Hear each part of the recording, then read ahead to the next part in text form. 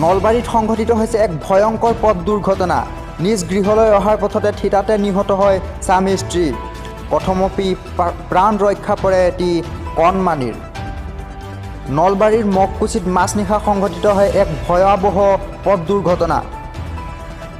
নলবাৰীৰ পৰা নিজ ঘৰ বক্সল ৰোডলৈ অহাৰ পথতে AS01 EZ 4055 নম্বৰৰ ব্যক্তিগত বাহনখনেৰে গৈ থকাৰ সময়ত তীব্ৰ জোৰেৰে এডাল গছত খুন্দা মাৰে, যাৰ ফলত থিতাতে নিহত হয় পত্নীৰ লগতে স্বামীৰ।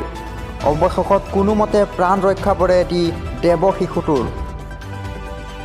বৰ্তমান শিশুটোক ততাতৈয়াকৈ চিকিৎসালয়লৈ প্ৰেৰণ কৰা হৈছে।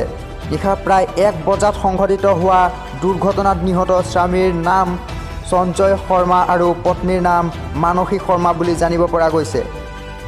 আমি আপোনালোকক জনাই আছোঁ, মৃত পত্নীৰ নাম মানসী শৰ্মা আৰু স্বামীৰ নাম সঞ্জয় শৰ্মা বুলি জানিব পৰা গৈছে। আনহাতে নিহত হোৱা দম্পতীহালৰ লগতে শিশুটোৰ কোনো পৰিচয় লাভ কৰিব পৰা হোৱা নাই।